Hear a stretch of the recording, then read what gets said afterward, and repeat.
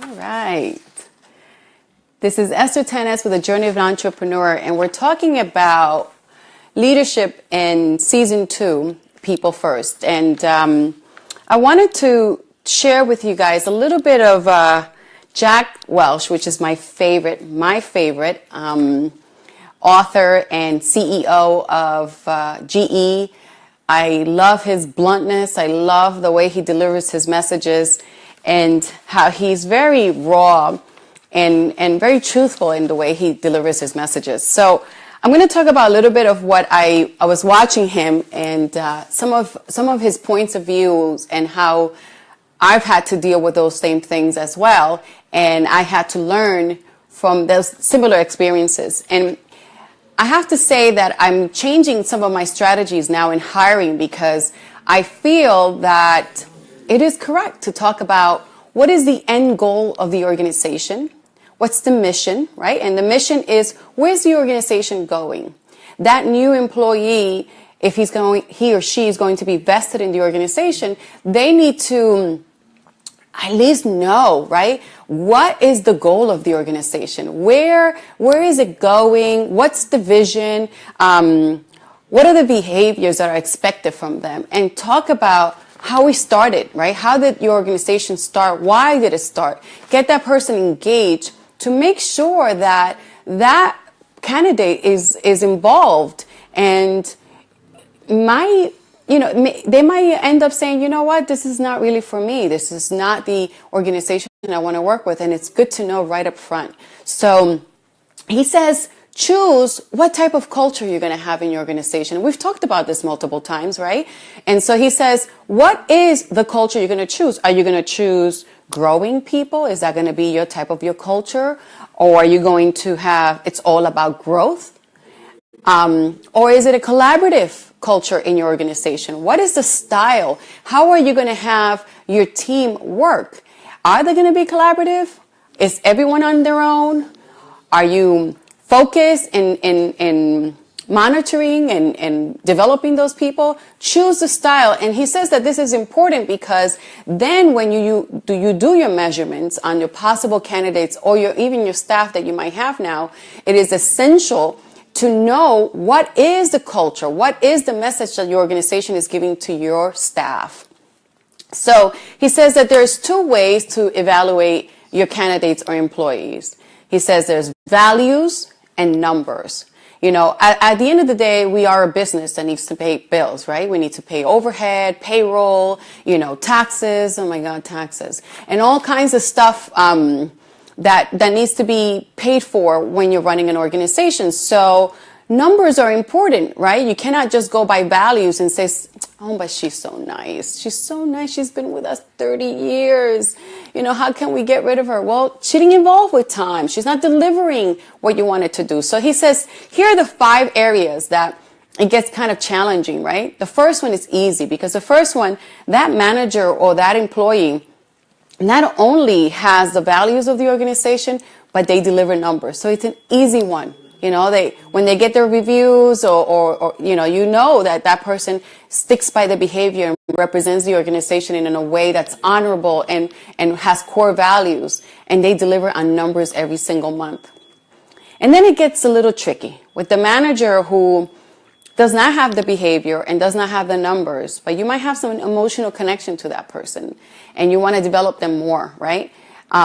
So be careful with that one, right? Because if they just don't get it, maybe they need a little bit more time and training. Maybe they need more talent to, investment from you as a business owner to see if that person has a potential. Maybe they're in the wrong department. But if they don't fit the organization after a couple of times, you got to let them go. Otherwise, you're not going to produce. Number 3 is has the values, but can't get the numbers. They just don't get the results.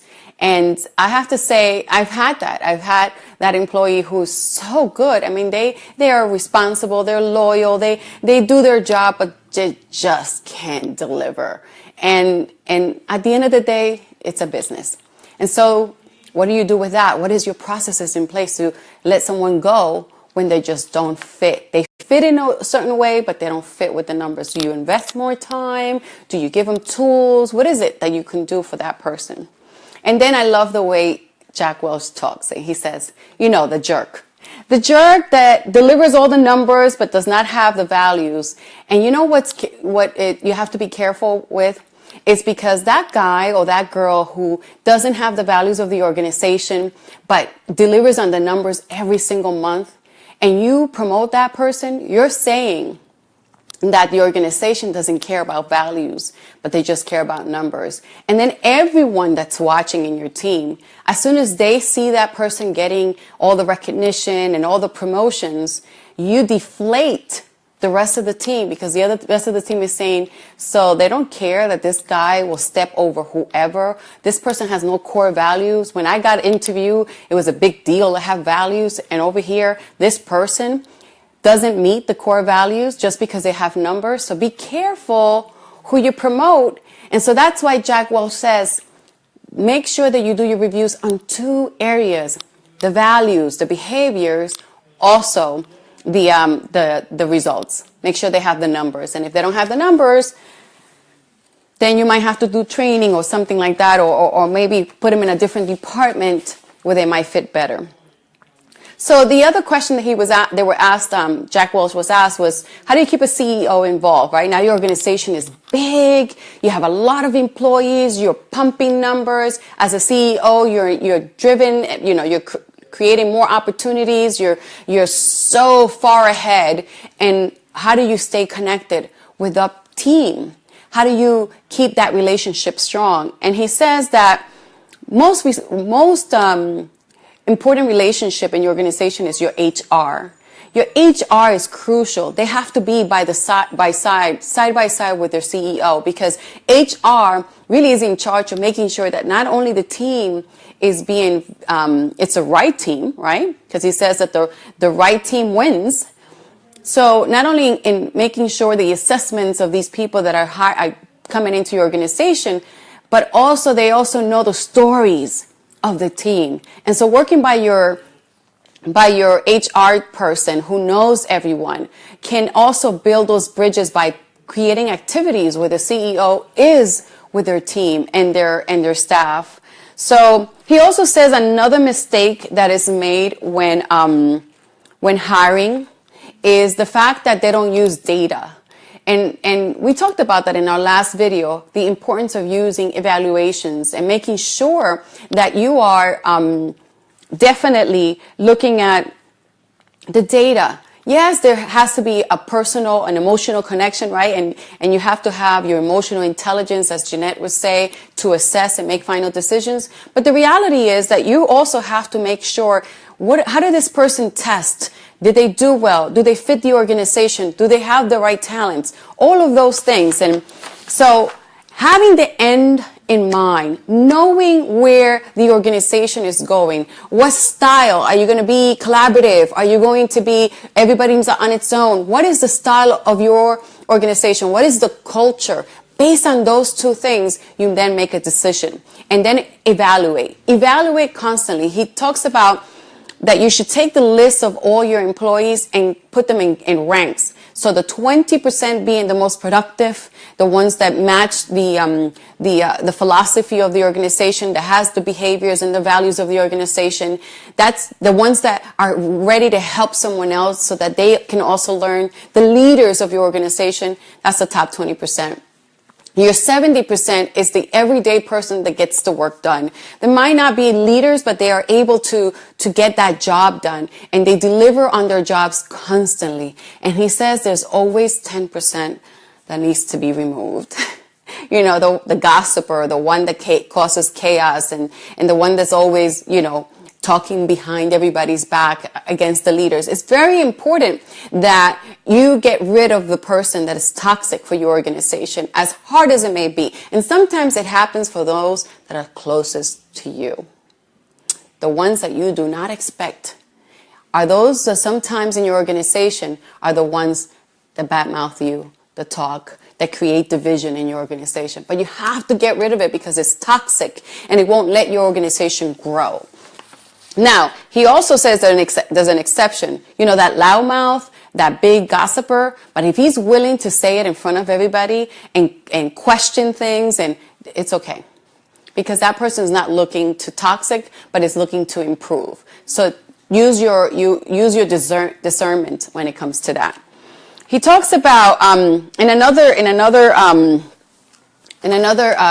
research that I was doing for hiring. It also talks about make sure, again, the data, the assessment, and how to recruit online. So one of the things that we're going to talk about next week is how do you target that person? How do you search them online and build a relationship for that potential employee that can work with you in your organization? I just want to say a quick hello to everybody that has joined us.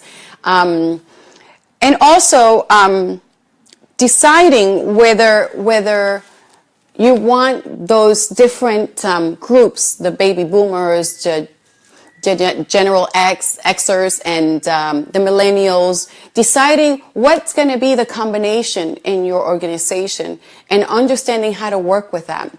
Also, I'm going to share with you next week, how do you build an organization that attracts that quality employee, that candidate that works well with you. You know, we're going to have a guest in December 6th on Wednesday. Her name is Karen can't say her name, last name. Anyway, her name is Karen. She is phenomenal. She is going to talk about how to make your LinkedIn more productive, how to target your audience, how to make people find you better, and just very effective speaker, an amazing leader. My name is Esther Tanes with The Journey of an Entrepreneur. This is being sponsored by Esther Inc. Insurance Agency. I hope this was of help for you to know the differences between a good employee with values and numbers and getting rid of those that don't work.